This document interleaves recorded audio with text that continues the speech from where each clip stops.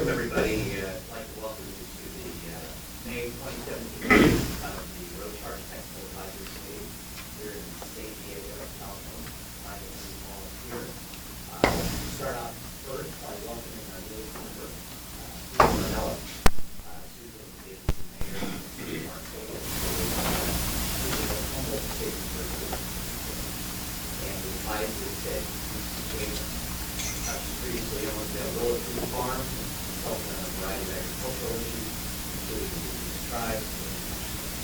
She represented on the North County Civic Great. And it was replacing David Finnegan as a member representative. It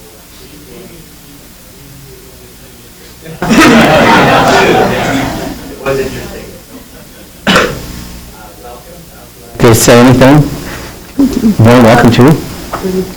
Yeah, I just pushed the button. Well, thank you for this opportunity. I know our COG was interested in being involved in this early, and so when this opportunity came up to fill in, our executive director was really excited about it. And, I'm feeling a little bit behind. I watched your webcam thing of the last meeting. And so I just figured I'd just try to catch up. I've been paying some attention to this a little bit over the course of the last few years, but not quite enough. So I'm just thinking to catch up and listen today, and who knows, I might have some ideas. Well, we're glad to have you here as we discuss the future of how we fund transportation. Right. So thank you. As always, questions and comments from the public are welcome. That's obviously the main purpose of this meeting. There's 2 spots on the agenda at the beginning, item 2, and also at the end, item 14. Webcast of the meeting won't be available during the workshop sessions, but it'll resume. I don't think you guys are streaming live, are you, Gino? You are streaming live? You guys streaming live? You are? Okay. All right. Ed is. Very cool. I didn't realize that. That's awesome. And then Doug Remedios is over there. For speaker slips, he's kind of rolling things. And so with that, we'll start off with Doug to call the roll. Assembly Member Chu. Susan Ornelas. Here. Eric Sauer. Present. Terry Benzel. Present. Senator Bell. Lee Tien. Here. Lisa Bartlett. Here. Lauren Kay. Martin Wax. Here. Nidhi Colress. Pam O'Connor. Richard Marcantonio. Robert Poitras. Here. Steve Finnegan. Here. Chairman Dapper. Here. And we knew Lauren wasn't going to be able to make it. I guess Nidhi wasn't able to make it in. I'm sure Pam will probably be here at some point. Have we heard, Curtis, is Pam expected? She's expected. That's what I thought. So just to kind of give you a little primer on the meeting today, this is going to be, in my mind, the meeting that really kind of tries to put a bow on a lot of the things that we've been working on. I knew Nidhi couldn't be here, so we've talked to her offline, but we'll be, as you can see on the agenda, looking down at item 10, we'll be breaking into some work groups a little bit later. We purposely have set things up to try to get through as much as possible. We budgeted this meeting would probably go as late as 3. I'm hoping it doesn't. As you know, we usually end these meetings a lot sooner.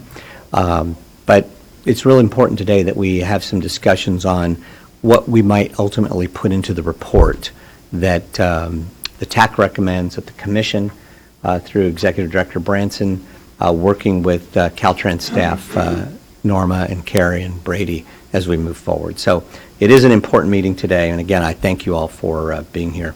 We'll see if we have any public comment. I don't see any slips. None? Okay. Let's go then to the approval of the minutes from the meeting of April 21st. They've been provided for your review. Do we have any comments or anything, or we can have a motion for approval? I'll move approval. Second. Motion from Finnegan, second from Bartlett. Any discussion? Hearing none, all in favor, please say aye. Aye. Any opposed? Abstention? All right, the minutes are approved. Let's go to TAC Member Reports, and this is kind of where we get a chance to hear from each of you, and I think I'd like to kick it off with Lisa, because she was just sharing with me some stuff from her recent visit in Washington, and then if there's others, please chime in. And as you know, we don't run this thing real formal. It's really, if you've got something to say, I'll try to call on you. If I don't see you, just start talking. Supervisor. Okay, thank you, Chair. So 2 weeks ago, I was in Washington, D.C., and I had a really great opportunity at a dinner to sit down and talk in detail with Congressman Sam Graves. So he's from Missouri. He is one of two legislators that is vying for Bill Schuster's Chair of Transportation seat when that changes over.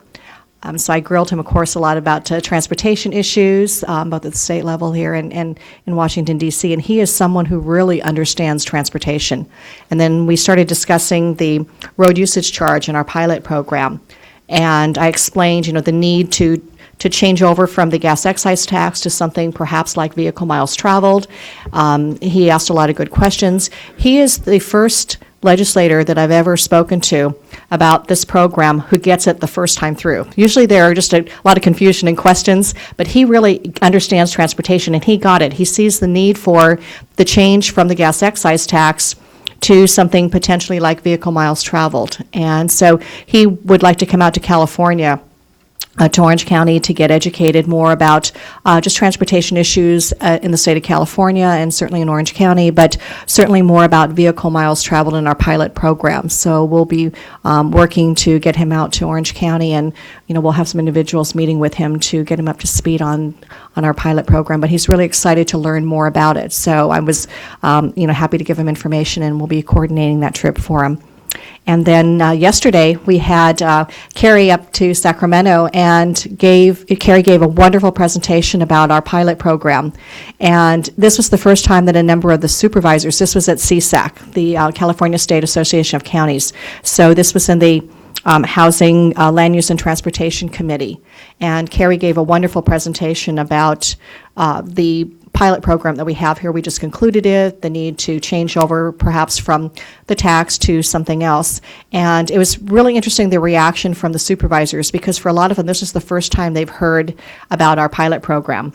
And some of them nodded and said, okay, yeah, I can think we can go there, and I understand. But there was a whole portion of supervisors who said, well, wait a minute, no privacy, no this, no that, we need to think about something else, just increase the taxes. And so it gave me an understanding that coming out of that presentation, that when this program gets submitted to the legislature, we have got to educate all of our people in Sacramento, in the Senate and in the State Assembly, every single one of them individually, about the need to change from the tax to something else.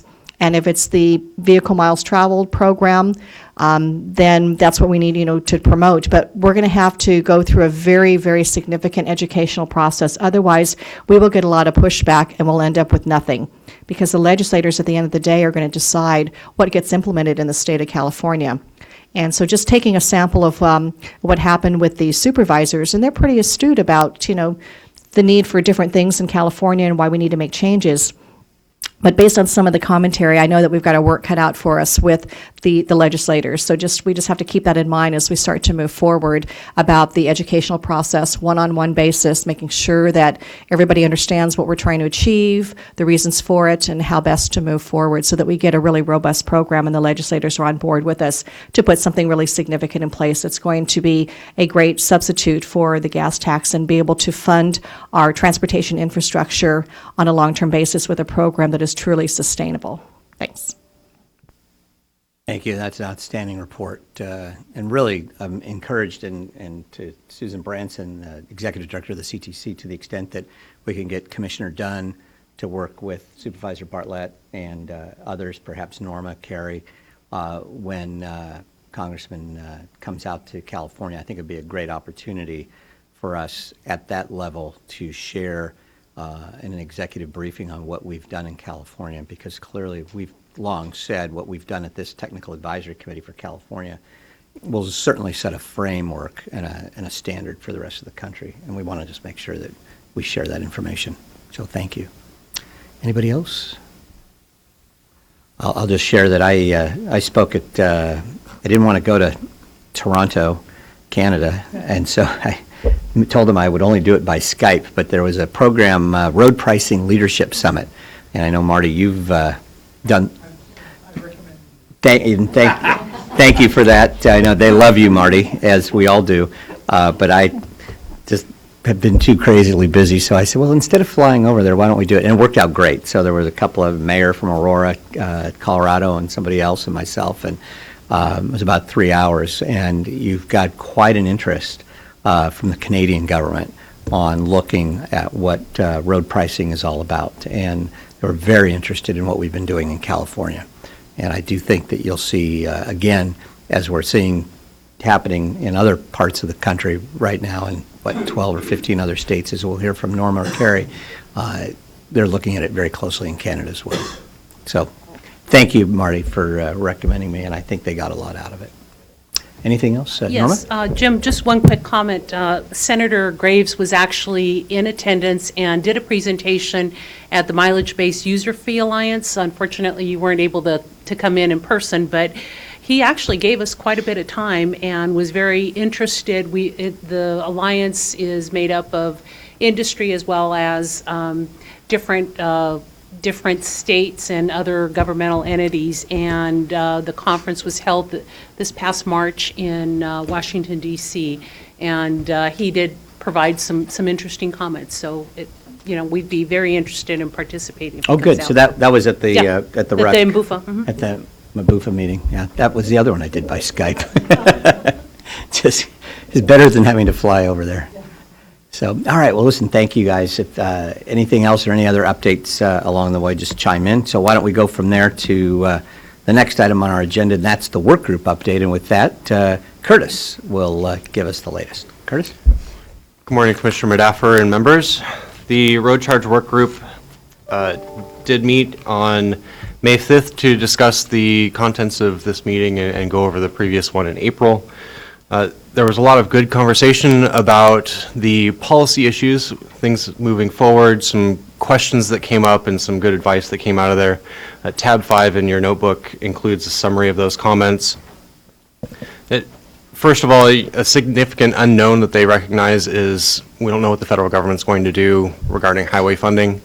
We know that they're kind of looking at road charge and seeing where the Western RUC is going, where Bambufa is going, where California is going.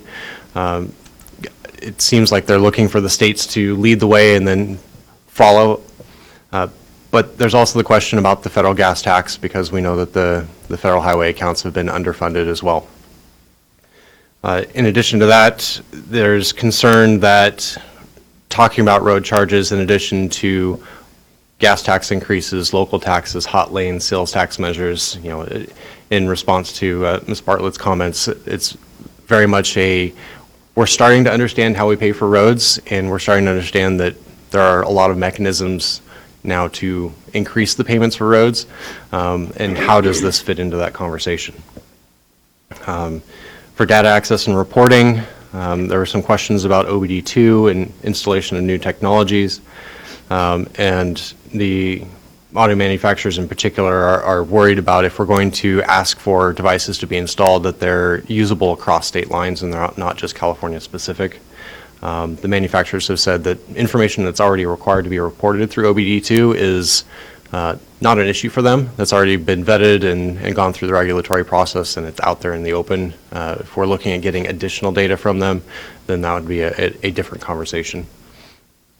And then particularly on the social equity front, social equity issues were highlighted as being different whether you're talking about social equity in the inner city or social equity in the suburbs or social equity in rural areas. So those are different elements to be particularly paying attention to when we break out into our social equity work group.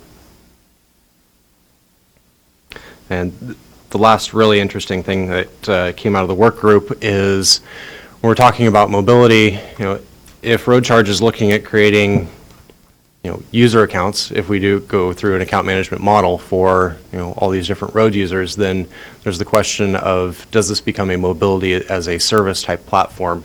Things like GoLA and Clipper Card in these metropolitan areas are already combining the ability for people to move throughout different modalities with kind of a single point of contact or a single point of payment.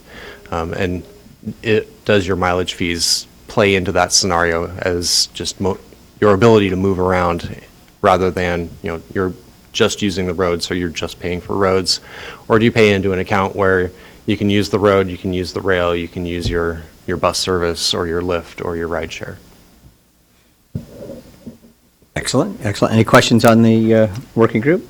Hearing none, let's go to tab 6 on the agenda, and Curtis will also give us, we had 9 action items from the April 21st meeting.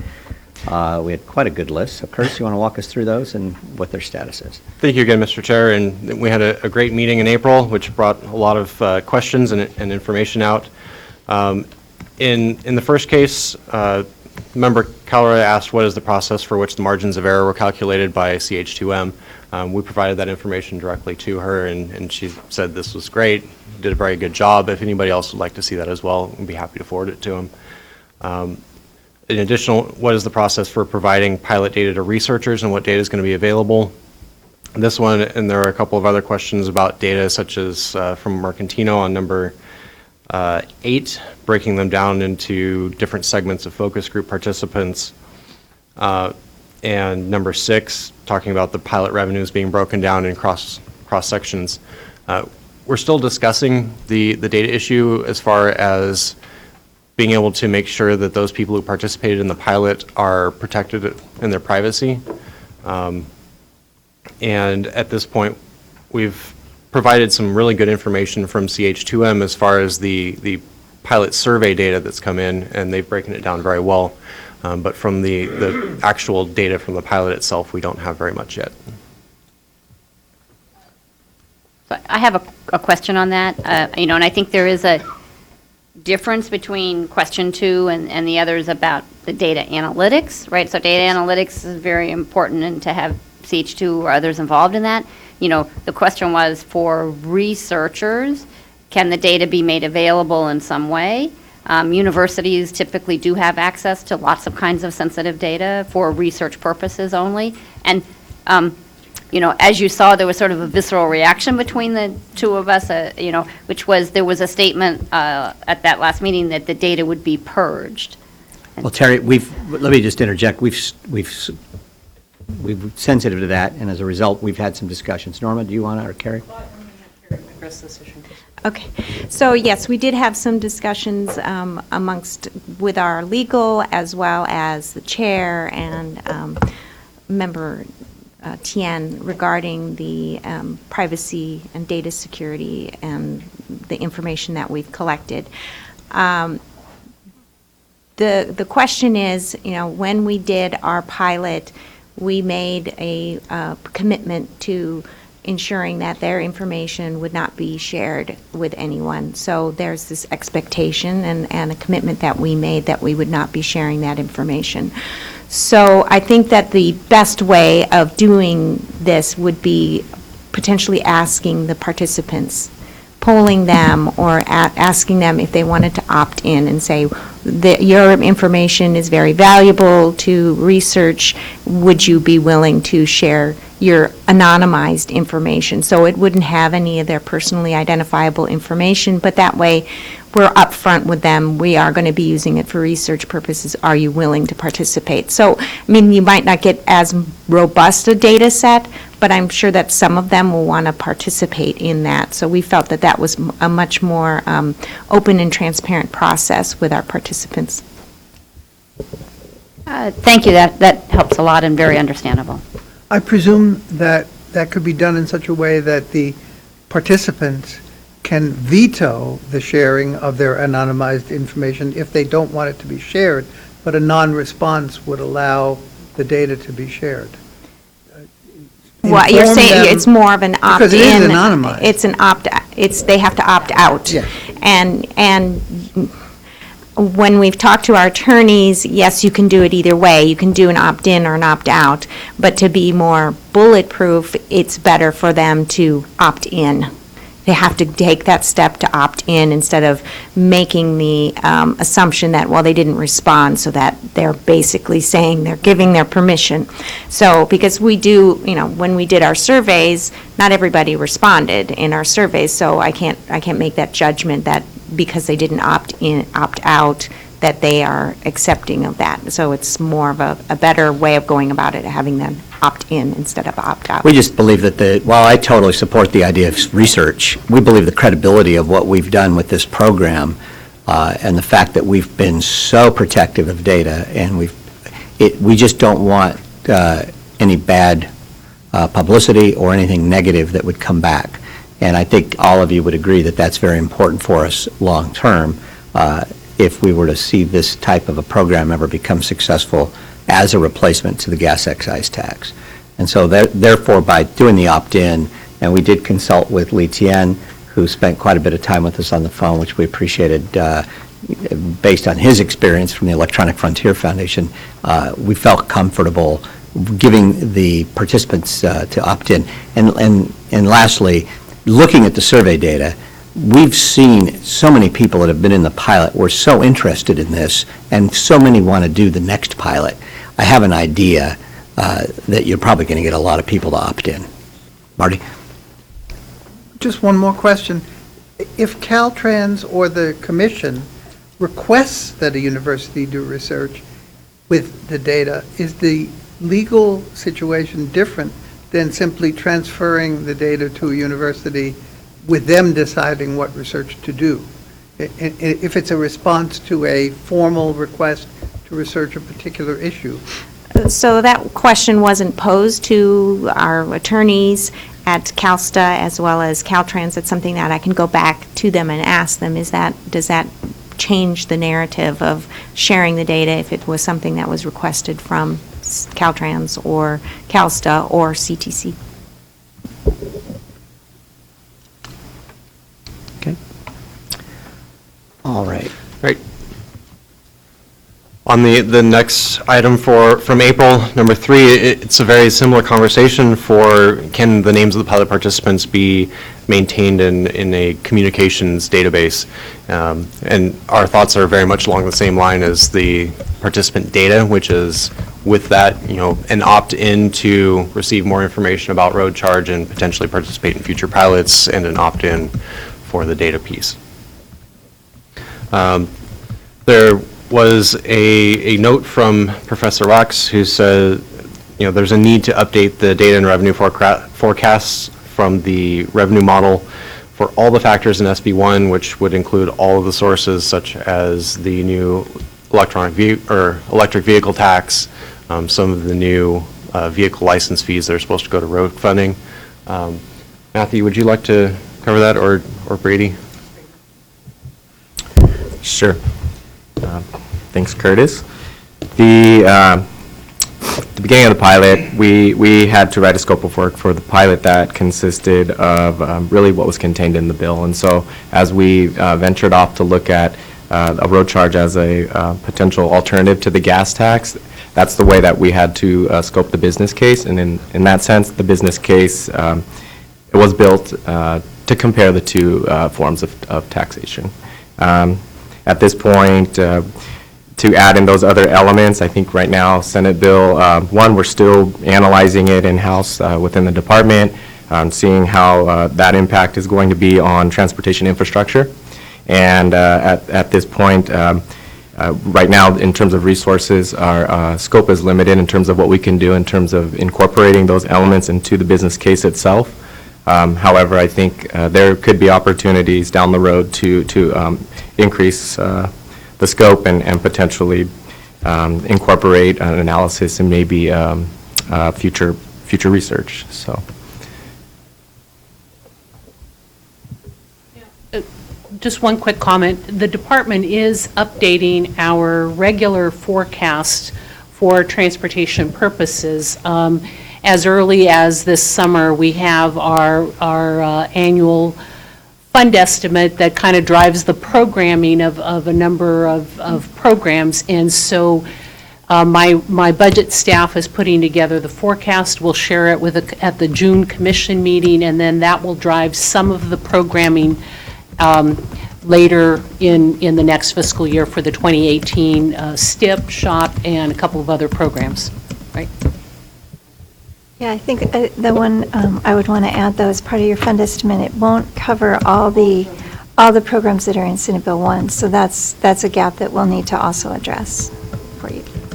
I'd just like to add, we do have the FAST Act funds that enhancing the pilot, And part of that is looking at the revenue structure and the revenue stream. So there's a possibility when we're writing our scope of work, we can work with them as far as augmenting our business case and able to factor in SB1 and all those consequences. I mean, it's not, the problem is it kind of is incremental, and so how do we build that into the model? So we're hoping to be able to address that in the future revenue models. Okay. Item 5 was a question about which equity issues currently exist in transportation, and the thrust of the question was, does road charge improve them, make them worse, or not change them? This is research that is currently ongoing. We don't have anything for you at this meeting, but I hope to have something by July. And finally, on number 9, since we talked about 6 and 8 already, on number 9, evaluating whether there are additional actions that the TAC needs to take in support of the new FAST Act funding.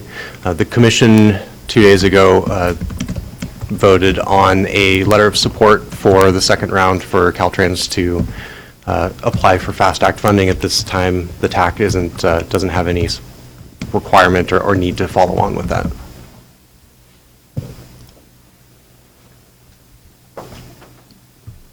All right, well, on that, let's go then to item 7 on the agenda, unless there's any questions. No questions? So with that, we'll get an update from Carrie on the FAST Act road charge grants.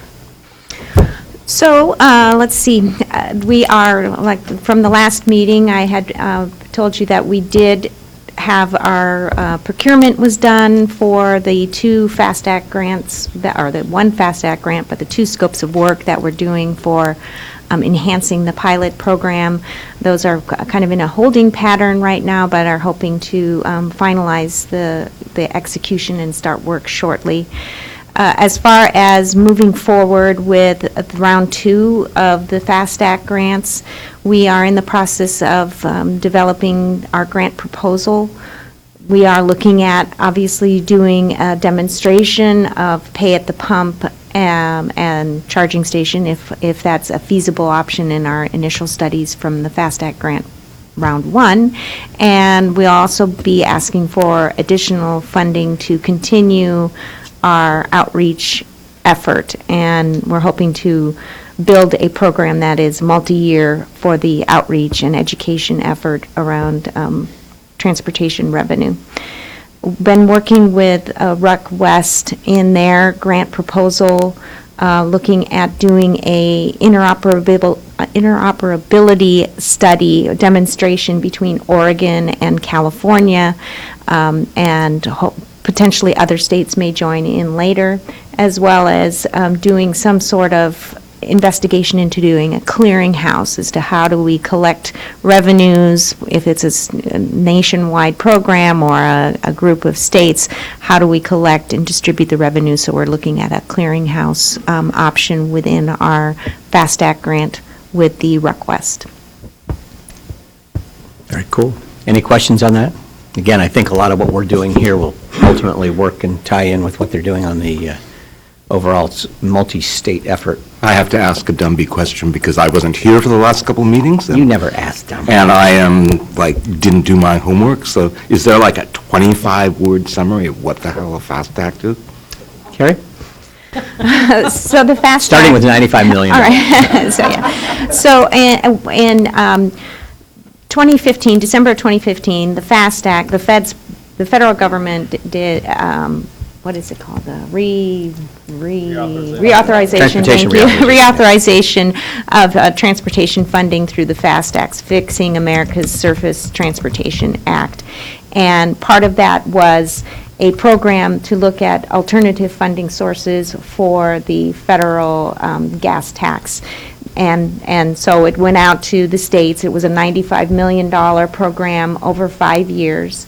Year 1 was $15 million, and then this year is $20 million. And so they could be obligating all of it in the next round, or they'll do another $20 million. But what it is to look at funding alternatives. It could be road charging. It was limited to not including tolling. So tolling was not part of the equation. So multiple states applied during the first round. California received funding. We received $750,000. We have to do a 50-50 match, so that is kind of prohibitive to some of the states. Ruck West is doing a regional study that is setting up kind of a common concept of operations, certification processes that could go across multiple states. There are 11 states participating in that. They received $1.5 million of federal funds. Washington received a grant award. Oregon received an additional grant award for their Origo program. Hawaii received funding. Missouri received funding. I think I-95 on the East Coast, and I think Minnesota all got funding out of that first $15 million, which I think they obligated about 14. So the second round just came out mid-April for $20 million, and it's for demonstration purposes only. It's not to do any pre-planning or anything, so you have to be ready to do some type of demonstration. Thank you. You ask, you shall find out. Hey, Jim, or Mr. Chair, I have a question. Please. Regarding Rec West. Are they looking at including commercial trucks in Rec West, or are we, because Oregon has the ton-mile tax, Washington chose not to include them, so there's 2 states that aren't included. What's the other states look like as far as including trucks in some sort of pilot or something? So as far as the Ruck West pilot, it's still limited to commercial vehicles, not commercial vehicles, private vehicles, and so it's not including trucks. We did have a discussion with them about, is there a way of doing something between our states, and we're still kind of trying to flesh that out.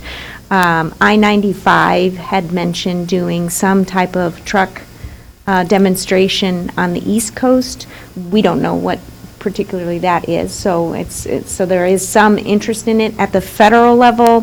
When we've had discussions with FHWA, they really want to see some type of trucking demonstration. They, as part of this grant proposals or grant options within the FAST Act. So, if we can come up with something, and I have very limited amount of time to get a grant proposal in, it's due mid-June, so we're interested. It's just what does that look like? How do we do it? And how do we, how will it work? Would you guys be interested in participating? Is that something that we can maybe talk about?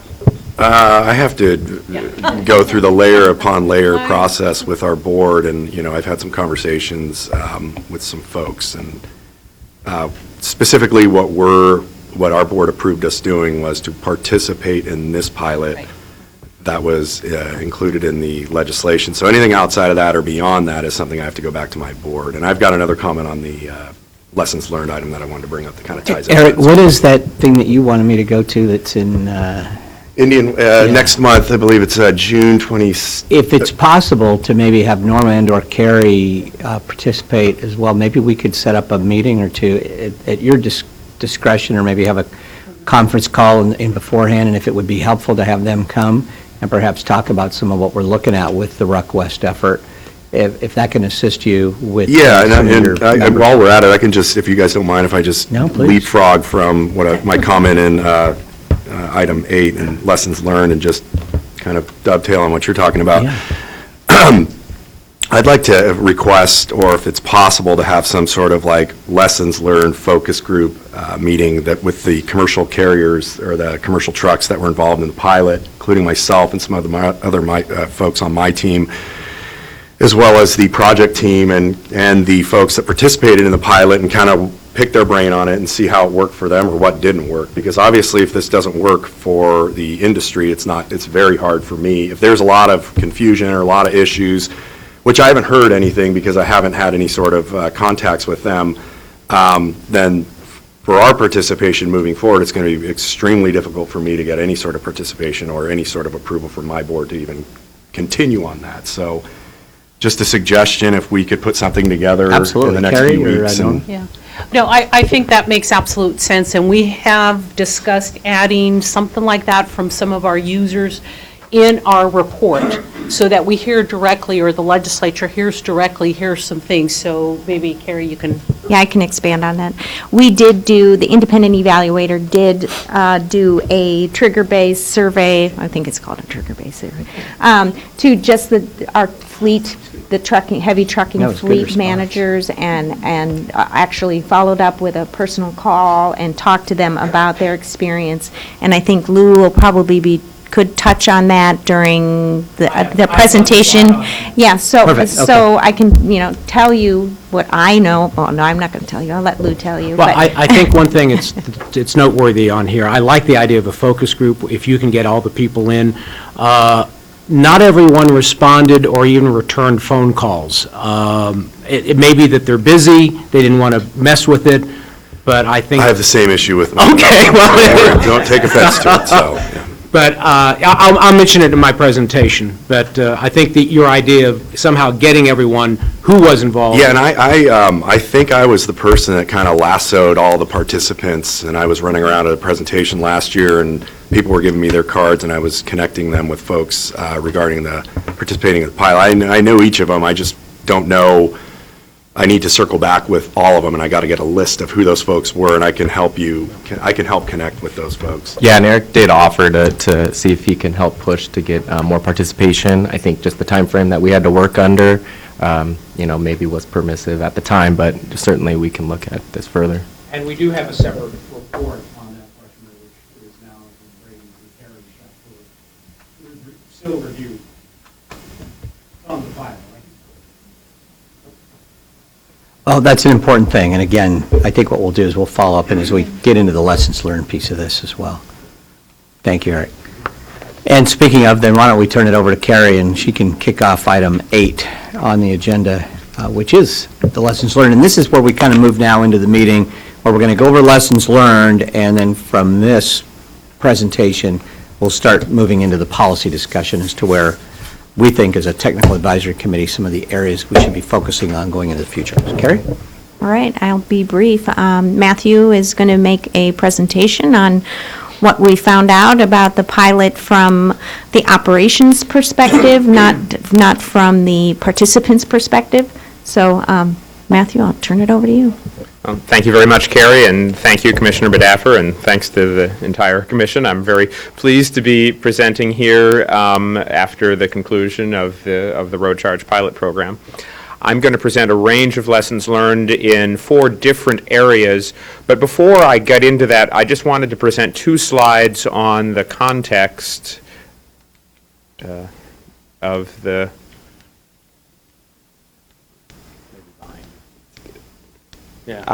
okay, good. The first is, this pilot really did achieve many firsts. With over 5,000 vehicles, it was by far the largest pilot of a road charge program that I am aware of. It was the first pilot to feature several things. It's the first pilot to feature 4 distinct account managers. It was the first road charge pilot that I'm aware of that actually featured heavy vehicles along with light vehicles paying a road charge. It was the first pilot to use in-vehicle telematics as a reporting method, and it was also the first pilot to use manual mileage reporting. There were 5 total distinct methods for private vehicles to pay, and in total there were over 37 million miles driven. And the little this chart over there on the right-hand side of the slide illustrates the distribution among the high-level groups of those 37 million miles. About 3/4 of those miles were driven by private vehicles, and the remaining quarter was divided evenly between public agency vehicles, heavy commercial vehicles, and light commercial vehicles. And there were a handful of tribal and out-of-state vehicles as well.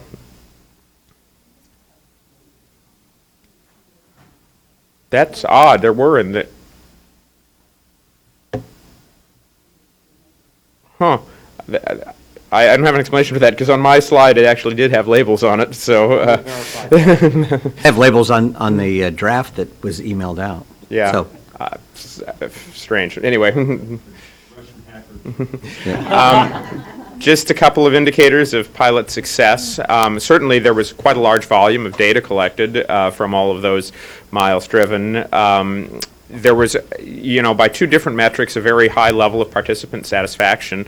There was a low rate of vehicle drops over the course of the 9-month pilot. It was 4.1%.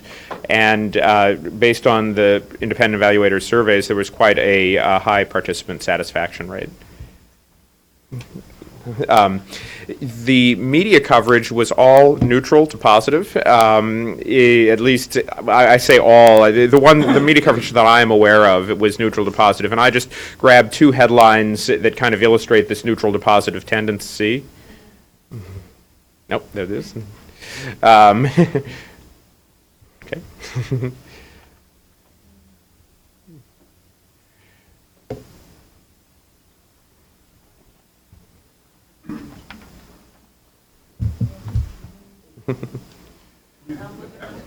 Darn.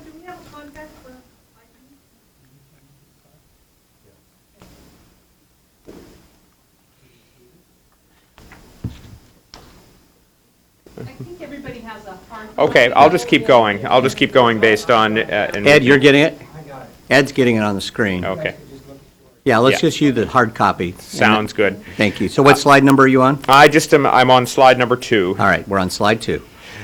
So those two examples, and both of these actually came out in the wake of Senate Bill 1. First is California asks fix roads by taxing miles instead of gas, clearly a very neutral headline. And then the second one is vehicle miles traveled far more equitable than gas tax. And I just think having this overall neutral to positive media is a great success of the pilot project.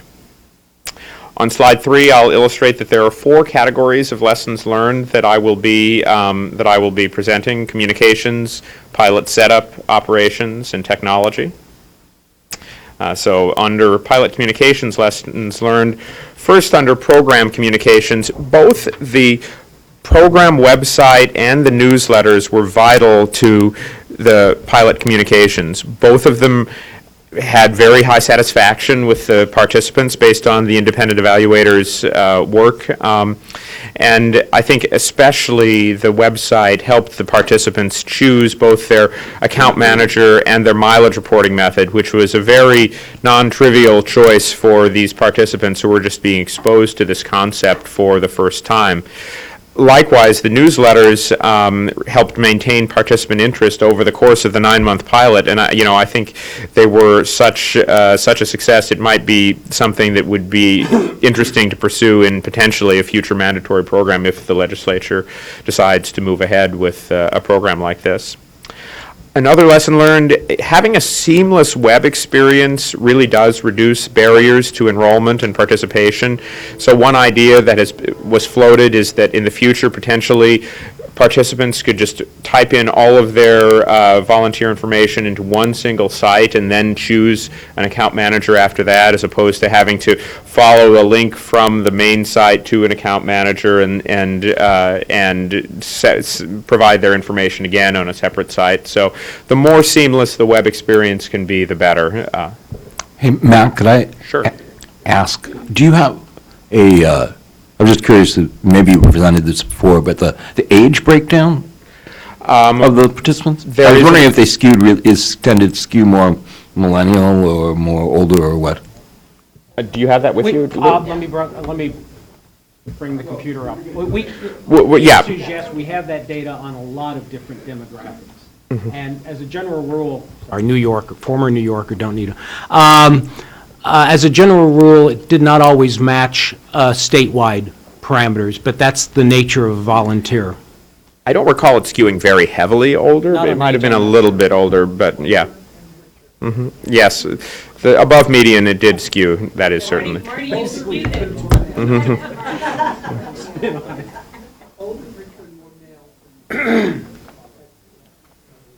Yeah. On that one thing, I know statistically there is a difference between median and average, but when you have 5,000 people, they should come together. It was something like over 60% were above median income. So. Okay. Well, I'm going to move ahead to the next slide, which is slide 6 on the continuation on program communications. Another main lesson learned is that we do need to define program statistics for the state to regularly report. This was true of the pilot program, and it would be true of a operational program as well. And thus, the account managers in the state can build their systems to automatically generate those statistics even before the pilot or potential future legislative program would be enacted. These systems could certainly also be used for any sort of ad hoc data analysis as well, but the main, it's important to get the sort of pilot operational statistics defined early. One big lesson we did learn was that it's important to distinguish in all of these statistics participants and vehicles. In fact, we allowed participants to have multiple vehicles. Obviously, in the case of the commercial fleets, there were single participant fleet managers who had over 100 vehicles in their names. So when reporting these statistics, it is important to distinguish always whether you're talking about the number of vehicles in the pilot or the number of participants in the pilot. The next communication lesson is on compliance, which is that it's important to report compliance separately from enrollment, because you can have people who are enrolled in the program but who have never plugged their devices in or reported mileage or at all. So it needs to be clear how many of these people are actually actively engaged in the program. And then, of course, it's important to identify and investigate non-compliance promptly. Moving on to the next slide on recruitment, really the highest sign-up rates occurred during the use of a flyer that was distributed by Department of Motor Vehicles with vehicle registration reminders, and also a public service announcement that ran in DMV offices. There were certainly other recruitment activities that attracted volunteers. Those included some local meetings, local press, and some print and web announcements. However, there were fairly great challenges in recruiting specific demographics, and by specific demographics I mean, say, Southern Californian Hispanic people of above average income, or just as an example, when you really get down into those small demographic buckets, it's actually quite challenging to recruit people into those buckets. So it's easier to define a sort of a high-level goal,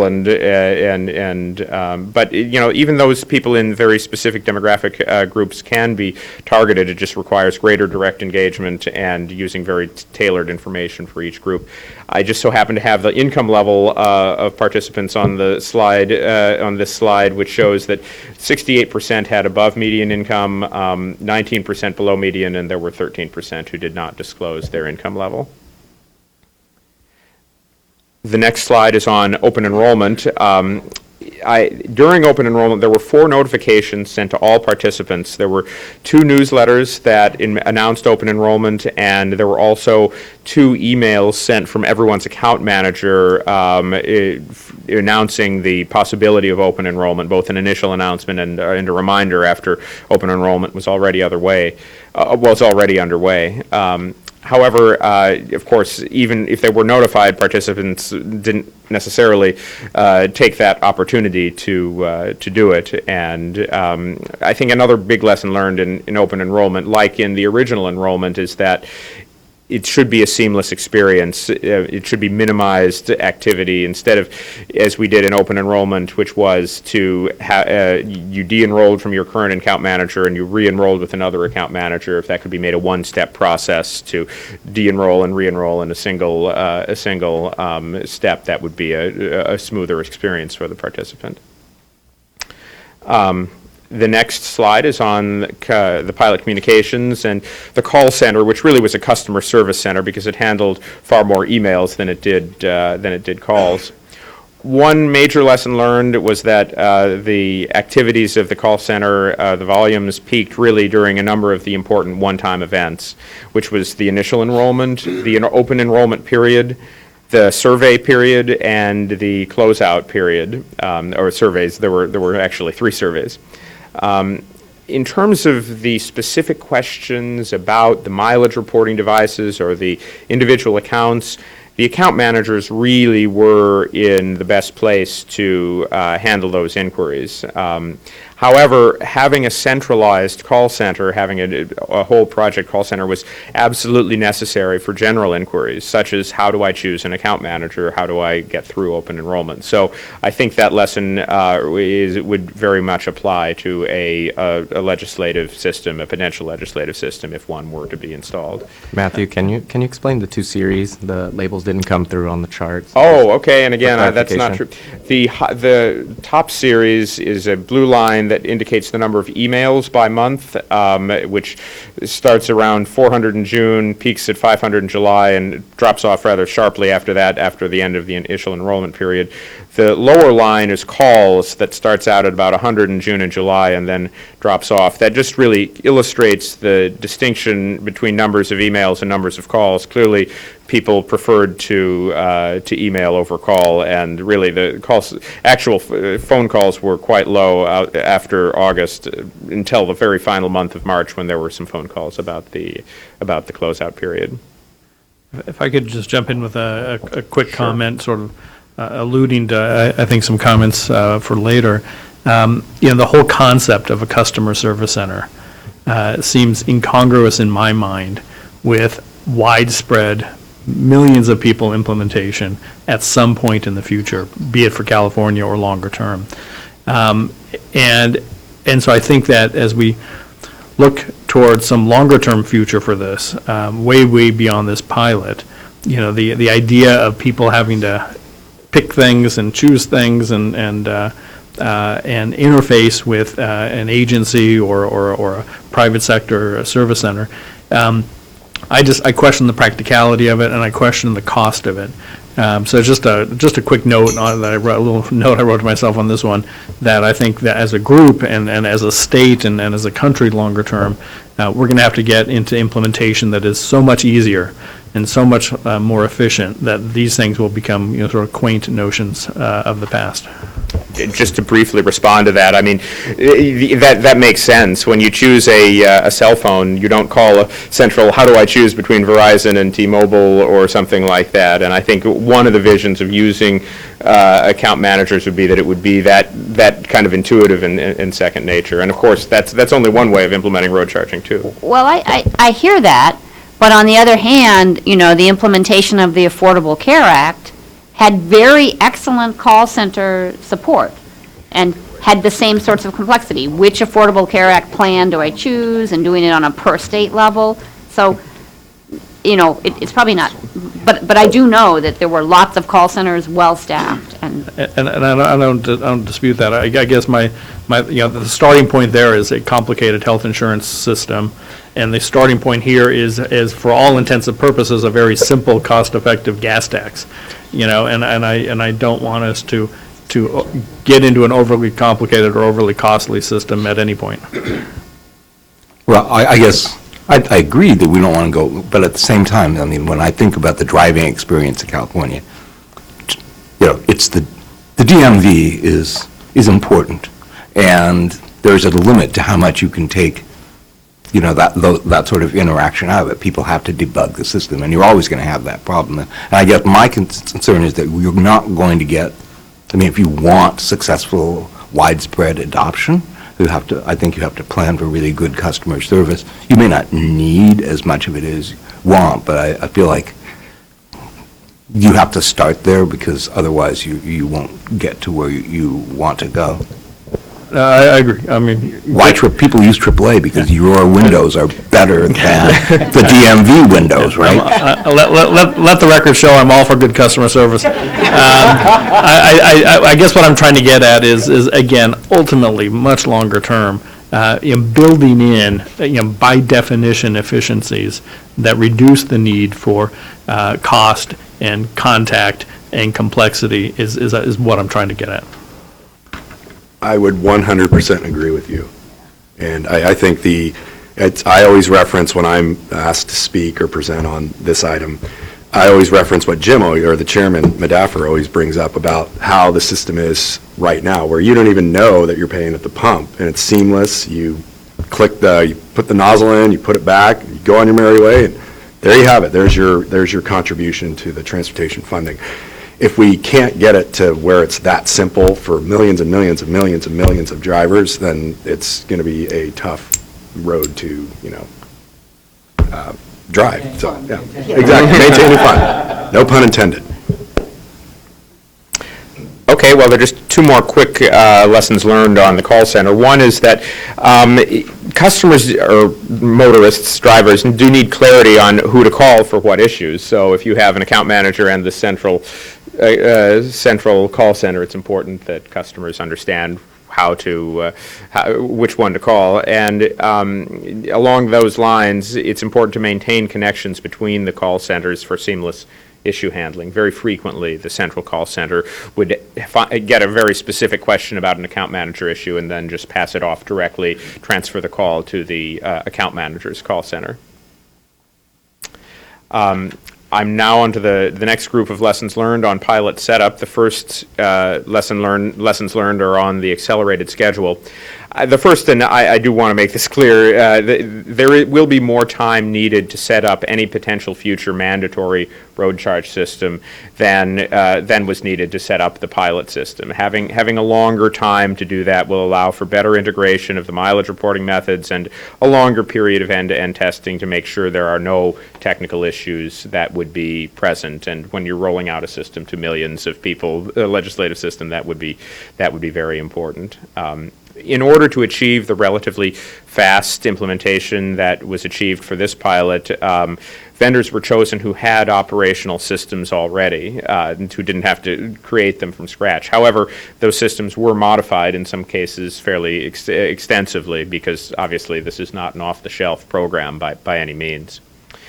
Another major lesson learned here was the fact that the newer reporting methods needed the most amount of time to be integrated and tested, and that included the smartphone reporting methods and the in-vehicle telematics reporting methods.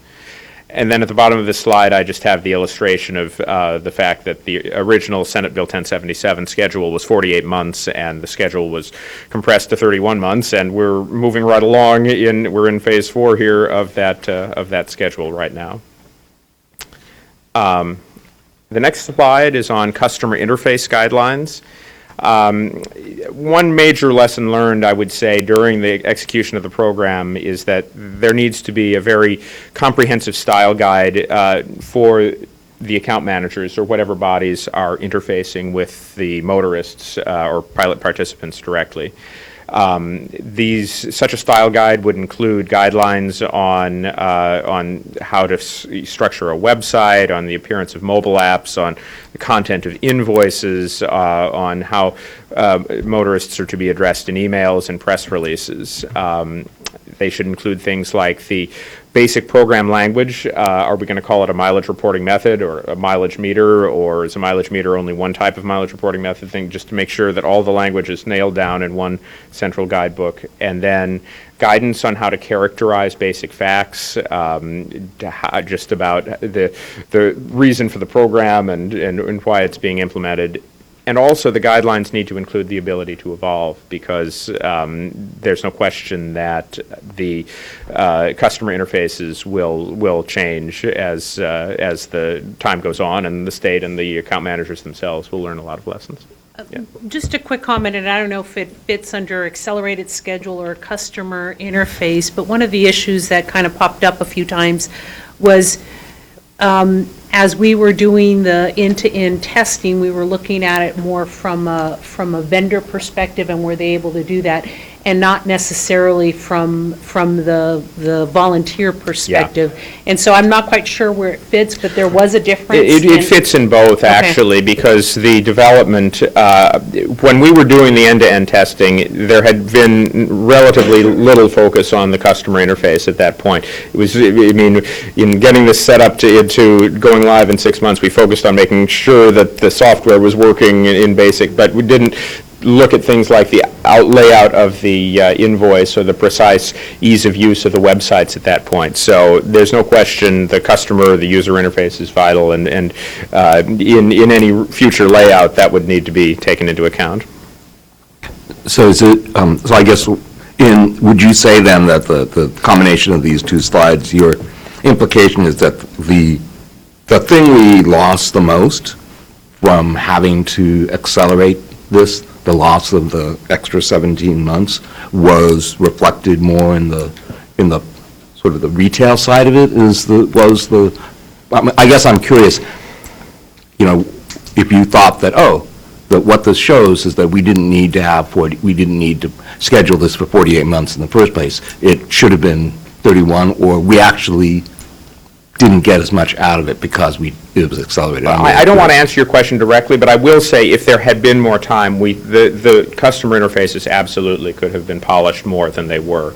I don't know what, I'd have to reflect on what I think we lost the most on. I think the system worked and there was a lot of data collected and everybody was involved. I do think that the customer interfaces could have absolutely been polished more before going live. And I think by the end of the project, many of them were really good. But yeah, that definitely was an area that would have been improved with more time. Okay. Well, I'll move on to the operations lesson learned, and the first slide there is on compliance. I've talked a bit about compliance in a previous slide, but just to be clear, we've used these terms enrolled and compliant distinctly. Enrolled simply meant that a given participant was signed up for the pilot with an account manager, whereas compliant meant that participants were enrolled and had also taken the initial steps to report mileage. So for mileage meters, that meant just having plugged in the device. For the smartphone users, that meant having installed the app and taken the initial odometer images or VIN image for that the app requires. For in-vehicle telematics, that means having actually have a compliant vehicle, a vehicle that was supported, and also provided the initial account credentials, which is username and password for that account.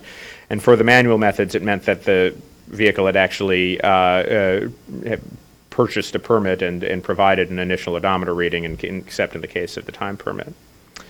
Yes?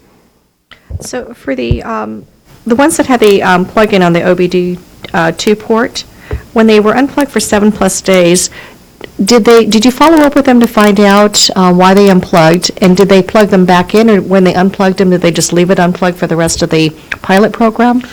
Many plugged back in. There wasn't a specific outreach in each case of person plugging and unplugging.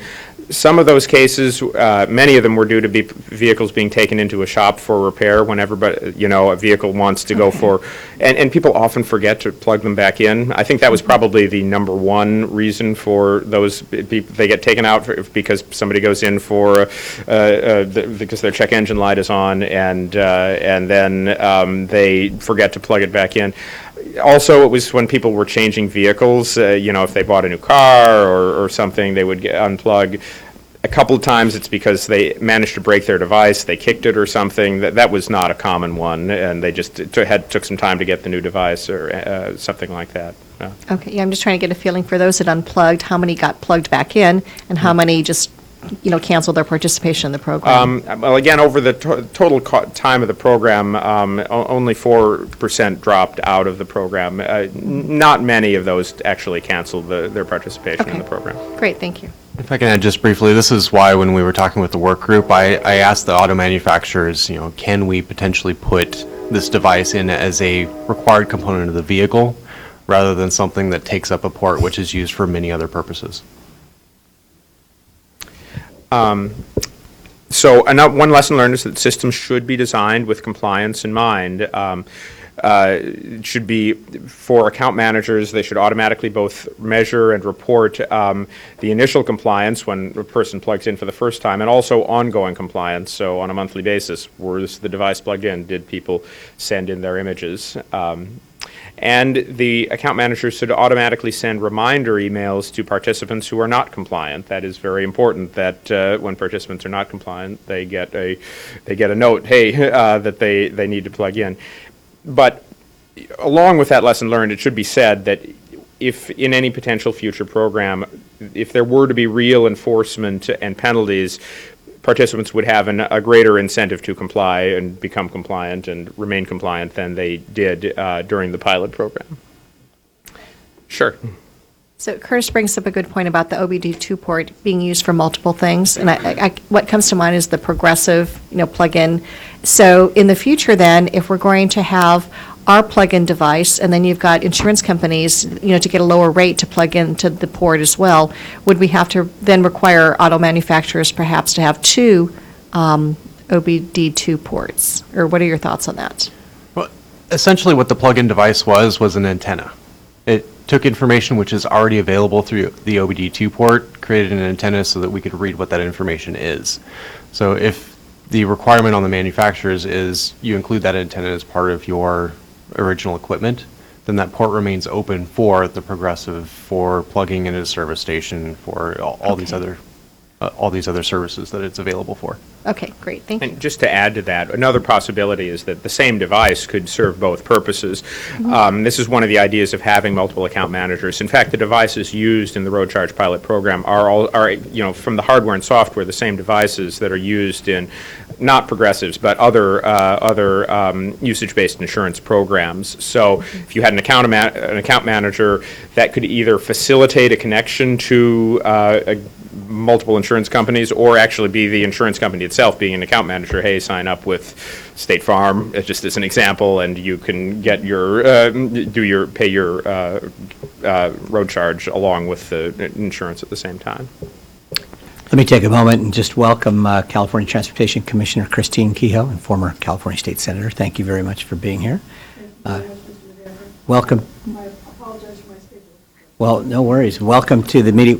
The projector is not working right, so we're on slide 16 on the report. This current agenda item that we're going through right now is entitled Lessons Learned. And it's tab 8. So just Commissioner Kehoe, if I could just add, Commissioner Kehoe is very involved in electric vehicles and charging, and she and I share a very similar affinity when it comes to the future and where we're going and how we can fund transportation in the state. So I thank you so much for being here. So just a few statistics of high-level compliance on the various mileage reporting methods. The average monthly non-compliance on the smartphone methods was 26% for driveway and 18% for VCON. So about 1 in 4, 1 in 5 people didn't send a smartphone image every month. However, on the following month, if a participant sent in an image, then that mileage was then collected because obviously your odometer incremented and that mileage was covered. For the OBD2 devices, the average monthly non-compliance for being unplugged for 7 or more days was about 1.4% on Azuga and 2.9% on IMS. So there were a fair number of folks that were not plugged in for the whole, not plugged in for a longer period of time.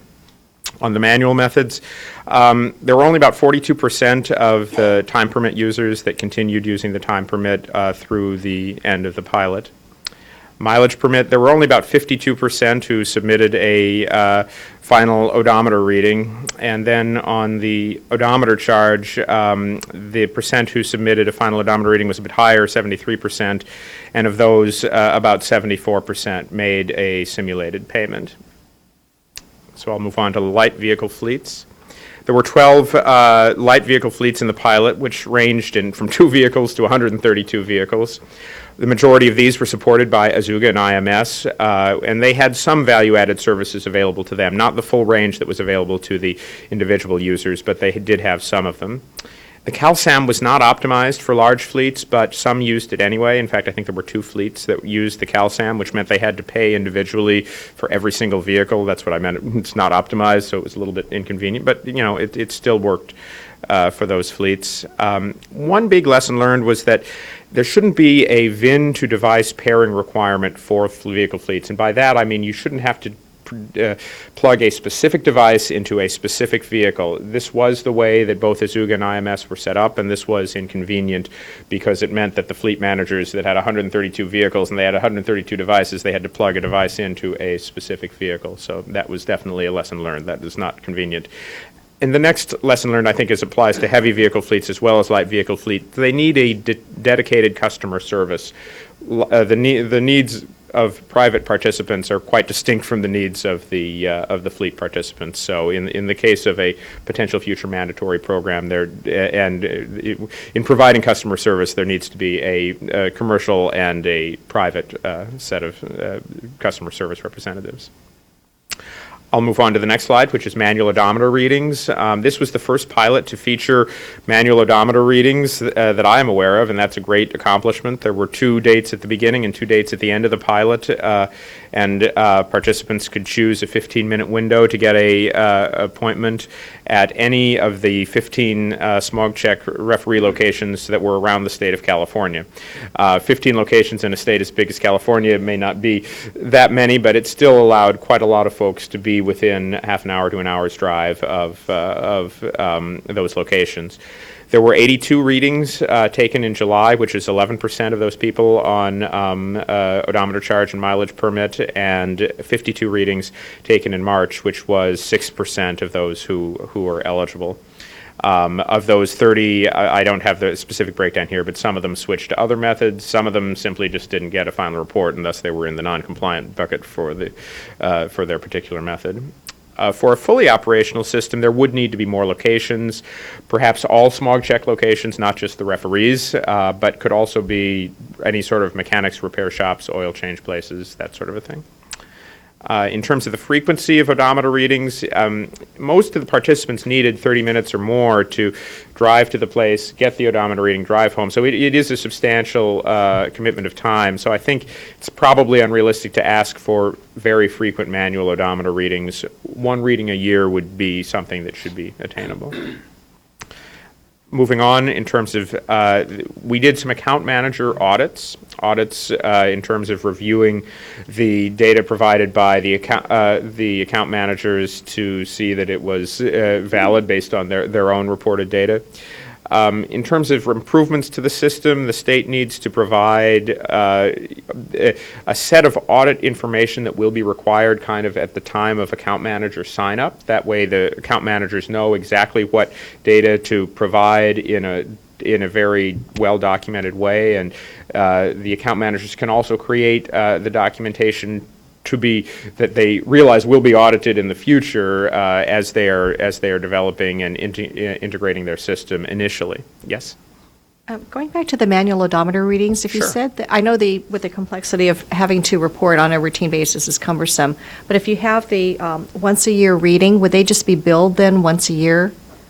Not necessarily. The way it was done in the pilot, there were self-reported readings in intermediate periods. In fact, for the odometer charge and for the mileage permit, people would were asked to provide self-reported readings every 3 months. So you could be billed based on those self-reported readings, and then you're getting this one measure of compliance, as it were, once a year that you will have to. That should be more of a fraud reduction method, honestly, to get this official reading, and then the actual billings could be based on the self-reported readings. Okay, and then, so for the transponders for the toll roads and toll lanes, in the future, we're going to go to the 6C, which are the little stickers that'll be in the window. Is there a possibility of bundling everything into the 6C sticker at some point, which would be really simple? I mean, I think the manual methods could be combined with the 6C sticker. I mean, you're not going to be able to access OBD2 information like you are with the plug-in mileage meter that way, but it's certainly the 6C sticker could serve in a way like a mileage permit or potentially validate an odometer charge that way. Right. Okay, thank you. So the other, I'm moving back to audits, there should be financial record requirements. In the pilot, we didn't use real funds, so there was not a lot of documentation of financial numbers, but there would need to be the standard two double ledger accounting for account managers. On the right-hand side of the screen, I have the number of accounts that were audited by the various different account managers. I don't think I need to read that. So I'll move on to electric vehicles. We learned that automated mileage collection for electric vehicles specifically can be problematic. And one of the reasons is that electric vehicles are not mandated to fulfill OBD2 standards. OBD2 are based on emissions that electric vehicles do not have, so they don't have to fulfill them. Most electric vehicles actually do have an OBD2 port. Only a very small esoteric number don't have it, but the data over that port is not reported in a standard way, so it can't necessarily be interpreted. The GPS mileage meters worked fairly well on most electric vehicles. They did not work on all electric vehicles, but most of them, but when they were plugged in, they computed distance based entirely on the GPS signal and not using the OBD2 signal when they were used for those electric vehicles. Also, and I'm skipping to the bottom bullet here, a lot of the electric vehicles experienced phantom trips when they were charging. You would plug in your vehicle and you get a 0.1 mile or well, the GPS signal isn't super accurate from the device plugged in down there, so it would turn on. Most of the time, these things don't even turn on unless the vehicle's on. Well, the vehicle's charged, they turn on, and they'd get these 0.1 or 0.2 mile phantom trips. There are software solutions for this. These could be filtered out. That was not this is a lesson learned from the pilot. I think that this can be fixed. Can I just say, Matt, you are such a geek. We love this stuff. Yeah, I'm sorry. Sometimes I need to be able. Yeah, and Commissioner Kehoe has a question. I don't know if you're aware, or if it was just in my case. I drive a 2017 Volt, and I put the Azuga device, plugged it in under the dash. And I don't know about I don't really know what it was reporting to you. I just followed directions. But my OnStar report monthly dropped the mileage count. So I don't. Dropped the mileage? Well, they didn't show a mileage for the last month. Oh, from Azuga or from OnStar? From OnStar. So I don't know if the device interrupted it. That's weird. I took it out, a month ago or so. So maybe I should double check. Huh. That's a good lesson learned. You get your reporter to combine both months' mileage on the OnStar. Current month and the month you missed. I don't know. Take a guess. That's a different one. Yeah, that's a good piece of insight. Very interesting. In-vehicle telematics did work for a number of the electric vehicles that had a compatible in-vehicle telematics system, and then the manual methods and smartphone methods certainly worked for all electric vehicles. On to the closeout.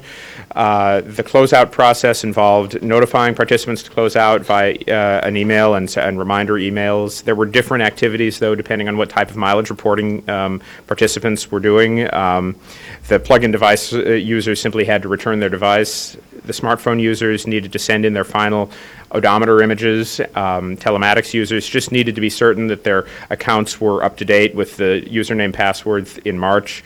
And then for the CalSAM, the manual method users, they needed to get a final official odometer reading, except in the case of the time permit, and close off their account. And then a confirmation email was sent to those participants who were compliant and had earned the participation reward. Now, in a real system, I should point out, there will be no closeout. The system is going to be in continuous operation, so there's not one day at which everybody just turns it off. Of course, people will be leaving and entering the system on a regular basis, but there won't be this singular event at which everybody turns off around the same period of time. And I think it also is a good sign for the program, is in that there were a handful of participants who actually asked to keep the service. These were the participants who really liked, say, Azuga's value-added services for recording their trips and things, and they were disappointed that they had to send the device back at the end of the program. People like the Fitbit for their car. Yeah, exactly. No, that's a perfect analogy. Well, we're on to the last group of lessons learned, which is on technology, and the first slide here is on plug-in mileage meters. I think the overall lesson learned is that they worked well, but they were not perfect, and the fact that they were not perfect had to do with those 1.5 to 2.7% or so of vehicles that didn't have them plugged in all the time. Currently, these devices need to be plugged in to count the mileage that the vehicle is driving, but thanks to our friends at the Air Resources Board, starting in model year 2019 and completing in model year 2021, the odometer value itself will be included in the OBD2 port. And if the odometer value is included, then as soon as you plug it back in, all of the miles that were driven while the device was not there are then available. Now, if you're using a location-based device, it won't it won't add location information, but the miles themselves will not be lost starting in those years. Another interesting lesson learned was that based on the pilot participants, GPS devices were preferred rather extensively. Of the device users, 85% chose to have a GPS-equipped device. However, as a standard caveat, the voluntary nature of the pilot may have impacted these preferences. Obviously, if it were applied to a wider audience, that may not hold. Anecdotally, the value-added services were popular. There were trip records, geofencing, the badges game that Azuga had, and other things. People seem to like those events. I guess I should say there were also a few, glitches that occurred.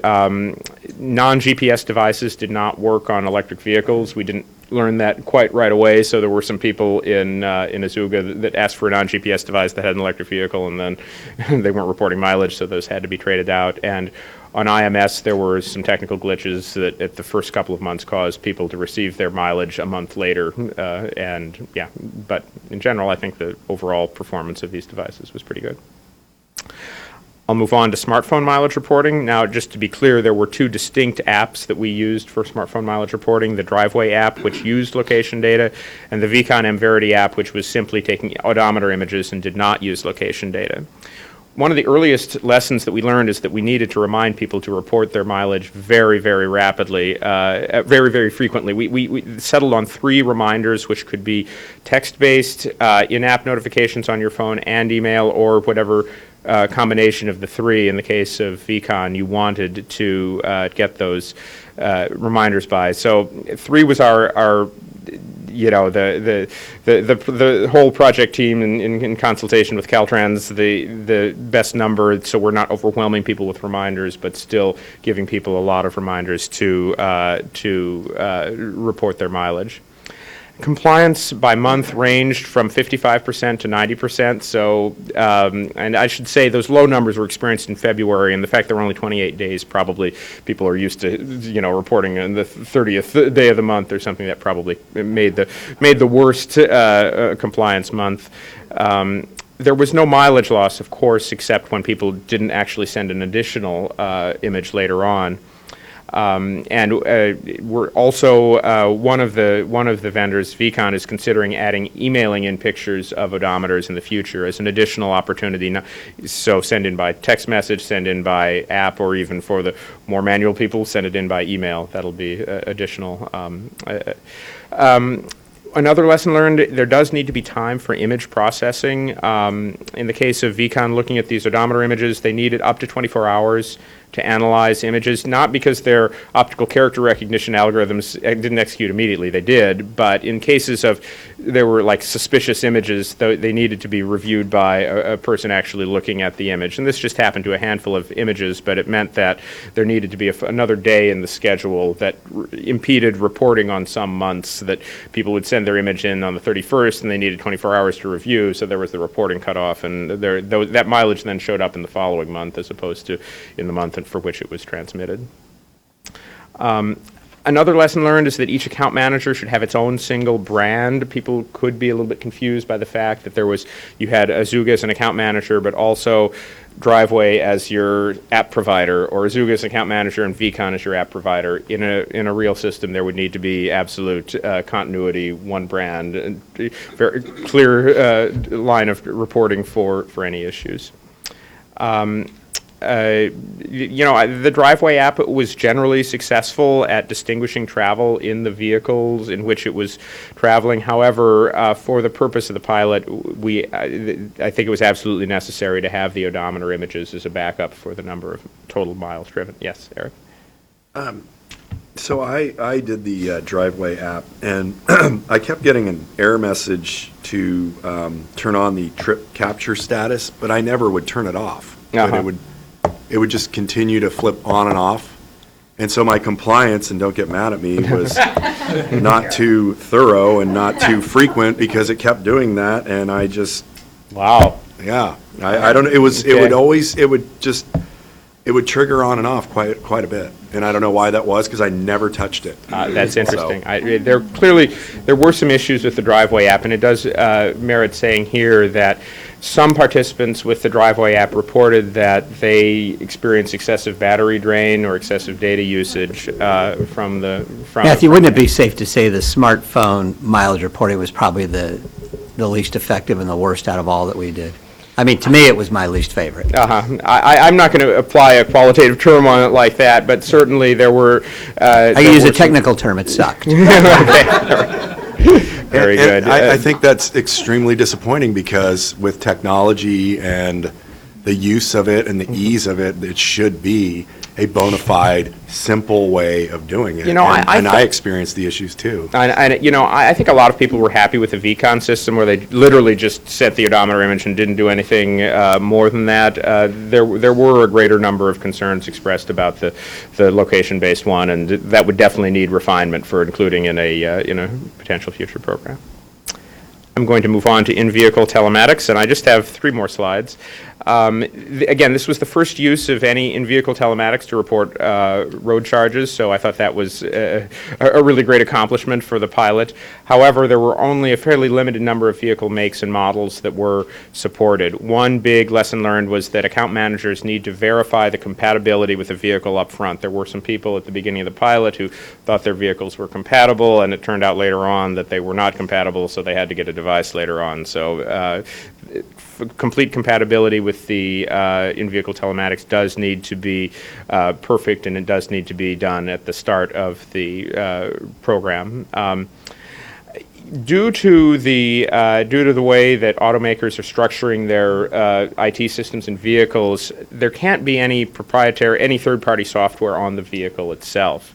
Thus, the vehicle itself can't push out data to an account manager like just sending the odometer on a regular basis. Rather, using this telematic system, the data was pulled from the online accounts of the in-vehicle telematics provider, whether it was Volvo or Acura or Tesla. And this made it very difficult to use location data. So in the pilot, we did not have location data involved in the in-vehicle telematics. It really was just the reading of the odometer. One way in the future to support location use would be an extremely simple smartphone app, simply a smartphone app that would tell the account manager when to pull data, because most of these online accounts do have your location. It's just that you'd have to pull it super frequently to be able to know when you traveled over state lines. So there could be a very simple complementary smartphone app that would make location service with that in-vehicle telematics possible. And maybe the automakers will choose to re-architect their IT systems in the future to support location-based reporting. Another lesson learned is that vehicle owners did need to subscribe to their services. Many vehicle manufacturers provide 3 to 5 years of complimentary service, but we also learned that odometer isn't always included in the base package of the in-vehicle telematics services, so it is vital that participants do subscribe to a package that actually includes the odometer. And finally, and this was a big lesson learned, vehicle owners do need to keep their username password updated with the account managers, because if they were to change their username or password, they just log on to their system and want to check something, they forget their password and naturally just change it there and then go back and don't think about updating it with their account manager, then the data could not be withdrawn for a given month. So that was a big lesson learned. So I use this method, and after the few bumps that we had getting me set up, and I probably did a lot of complaining on this one. But once we got going, it was, from a user perspective, you didn't have to do anything except maybe 2 months I tracked my mileage to make sure that it was consistent.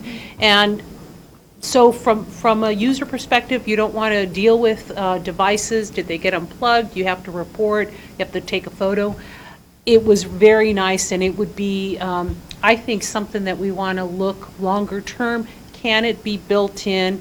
This thing about having to subscribe for odometer information, I think, is something that if you could make it a free, pull the number of miles, this has a lot of potential of being more administratively less burdensome. I was going to say, like Norma, I too use the in-vehicle telematics.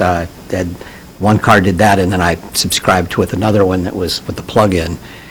So I got to experience both, and we had two of our cars were in-vehicle telematics, and one was the gas vehicle, which we don't use that often. And I got to tell you, just like Norma said, the in-vehicle telematics is really what we should be focusing on long-term. While I know we're looking at a pay-at-the-pump model, which would involve some form of technology, like Eric said earlier, as you all have heard me say for the last several years, put $5 in number 10, gas up, go. It's transparent and behind the scenes, just like it is today for people that pay the gasoline tax. The in-vehicle telematics has the greatest potential, especially if consumers opt in for location data. And this gets to what Supervisor Bartlett's asked about in the past, and that is, can we use location-based data for toll lanes, for bridges, those types of things? It could even be used for HOV lanes as a possibility as well. So this is an area, and I know our Fast Act 2 round is looking at pay-at-the-pump model, and I do believe that's a transition. In-vehicle telematics is certainly another one that I think we need to be focusing on long-term. Marty? Yeah, so I'm sorry. Go ahead. Go ahead, Lee, and then Marty. So I was curious about all of this, because I think in-vehicle telematics is administratively very, very, very good. But I wouldn't want to give location data. I would just want be able to automatically pull the odometer data out of the OBD2. And so part of what I was curious about is this idea of the software cannot reside on the vehicle, because it seems to me that for a number of these issues that are listed here, for me, ideal answer is, hey, I can download an app onto my smartphone. If there's an intermediary sort of portal system with the telematics where you can have that app and it will have access to the OBD2 data for this kind of program, for road usage charging, that is actually independent of the vendor's subscription system. That is, I don't need to be part of OnStar, but because I've got an OBD2 and I've got some low-level in-vehicle telematics, I can simply get the, Caltrans road usage charge app, and the thing it does, it doesn't have to do anything else. It pushes the odometer readings and sends them, and that would be taken care of. It seems to me that can be very privacy protective and extremely efficient and easy. So what is the obstacle to that? Well, that's what we need to hear. Just briefly, there's something called, I think, Apple Car. There's also Android Car. It's not called Android Car. They both have partnerships with automakers in which you can basically run appropriate phone apps over the car system. My understanding now is that vehicular data is not available to those apps. So something like the odometer is not provided, and it's part of their security architecture more than anything else. They don't want any possible backdoor for somebody hacking into the cars. They want to be hyper vigilant about, especially as vehicles get more automated, not allowing software to get in there. However, it doesn't seem fundamentally impossible to me that such data could be provided to those apps in a secure way. It's just that, to my knowledge, that hasn't taken place. Yeah, I mean, from my perspective, the IT architecture of automobiles is wildly insecure right now, period, end of story. I would challenge anyone to prove to me that the marginal decrease in security from, say, an encrypted pipe of the odometer data into the app is somehow increasing the attack surface in any meaningful way. I would say absolutely, that's ridiculous. And there you hear it, Professor. All right. Okay. Great. Oh, this is good dialogue. Well, I'll just go ahead and move on to the next slide, which is on heavy vehicles, and just one more quick slide after this. This was the first road charge pilot that combined light and heavy vehicles, so many thanks to the California Trucking Association for facilitating that. And based on the anecdotal thoughts that I have heard, is that there was general satisfaction among the heavy vehicles, but that in no way precludes the need for a focus group that you mentioned earlier, Eric. I can report that there were two fleets that decided to keep the E-road service after the end of the pilot. for their other value-added services. Obviously, they're not paying the road charge anymore. Those included things like fleet management services. They had reports of their daily fleet activity, fuel management, and a whole range of services. They also did it. That was the compliance, and that was the third area that I actually. But yes, if you're reporting fuel reporting. They had a whole bunch of safety applications from eRoad, which included an overspeed dashboard, individual driver safety reports, so the drivers kind of know they're being watched when they have that eRoad device in the vehicle. And again, it was amazing to me. The heavy vehicles made up about 1% of the pilot vehicles, but drove about 8% of the pilot miles. So they certainly drive a lot of miles. That was 2.9, about 3 million out of the 37 million miles were driven by the 55 heavy vehicles in the program. And the Matthew, do you know how many vehicle or trucks are represented in the two fleets? I do not know it off the top of my head. I could look it up. I think I have that information somewhere. On the general satisfaction, can you elaborate a little bit on that? I mean, I know there's a lot of different bells and whistles and products and services that the product provides provides those companies, but that was anecdotal, and it was based on a statement of the representative at eRoad who had been interfacing with the fleet managers directly, so it wasn't necessarily a fully unbiased source. That's really just an anecdotal statement. Okay. I don't have it in my head, but we have a little bit more information in that regard in the results of the commercial fleet questionnaire. In some cases, I'm sorry. In some cases, they didn't, the two that did, one went for the whole suite, I believe. I think the other one opted for just a part of that suite. Okay. Because the statement of general satisfaction, I just don't want everybody to think that, oh, wow, this is great, this is working excellent for the heavy vehicles, let's pigeonhole them on it. But the sample size, and I agree, I'm the first one to admit, we probably should have and could have expanded on more trucks being involved in the pilot. I think during the time frame that we had, it was difficult to get more folks, and I think I mentioned that on my concerns on the testing being condensed, to flush it out more and include more segments of the industry. So I'm assuming that most of these fleets, and I know most of these fleets were general operating in California, maybe touching a little bit in Nevada or touching a little bit in Arizona, but for the long haul folks, that's something that if this continues, is something that really needs to be looked into and to be making sure. It kind of goes back to what I was talking about, Ruck West. This can't be a California-only program for commercial fleets. And you're right, Eric, even having looked at the eRoad data by state, there were miles in Arizona, Nevada, and Oregon, and actually a number of miles in Oregon, but there were not a lot of cross-country miles. So I'll just go ahead to the last slide and finish up on fuel tax credits. There were two different methods that were used during the pilot to compute fuel tax credits. Either it was computed from data that was available over the OBD2 port, or it was estimated from miles driven using the EPA fuel economy. These estimated fuel tax credits are definitely imperfect.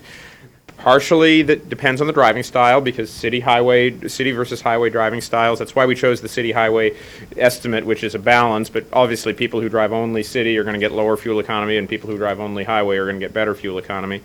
And also, just sort of gentle versus hard acceleration. Gentle drivers use less fuel than harder drivers. And these estimates were especially bad for plug-in hybrids because they did not account for the amount of miles that might have been driven using electricity. So that is a legitimate concern for those vehicles. I guess I say fuel can be measured in about 70% of vehicles via OBD2 data. That is a rough gut estimate based on, I could get into the technological reasons why, and I'm happy to offline, but I won't slow it down here. I think that number is improving, and more importantly, our friends at the Air Resources Board, in their update to OBD2 regulations that is going to provide the odometer, they're also going to provide fuel usage via the OBD2 port starting in 2019 and then with 100% of vehicles by 2021. So that will eliminate any possibility of new vehicles after 2021 not being able to use the exact amount of fuel. So that's going forward, but the problem is in the process of being solved. And also fuel usage may be able to be measured by telematics in the future as well. And that's the end of my lessons learned presentation. Well, an outstanding summation of so many different things, and clearly, and I think, Norma, you touched on it, we've heard it from Lee, the telematics, the pay at the pump thing we're going to look at, incorporating trucking on the Ruck West. Those seem to be the things that have bubbled to the top in terms of things to pursue in the future. I mean, clearly, this notion of account managers, while I understand, it's just so expensive. And as we've all understood, the gasoline tax today is probably one of the most efficient taxes to collect with just very few pay points. It's paid before it's even delivered to the retail spot. And we're going to have a tough time competing with that cost unless we look at something that's going to be low cost to administer and collect. So there's definitely a lot going on in the future. Why don't we move to Lou and the CH2M report, and again, this is on the oversight, if you will, giving us a perspective from the independent evaluator. Could I ask Matthew one more question? Yeah, absolutely. You guys know this is open. Right. It's just from a security standpoint. I was wondering if, I know there wasn't really opportunity, it couldn't be the opportunity in a program like this to attack any of the devices being used or even the telematics. But I'm curious if you have any kind of prognosis about the susceptibility of any of these kinds of systems or devices. The thing that I'm reminded because we were not able to watch this, and we were lucky that we had paper. So that we could keep following along on this we're going to take, presentation. after this question, we're going to take a bio break and see if they can't get this thing fixed.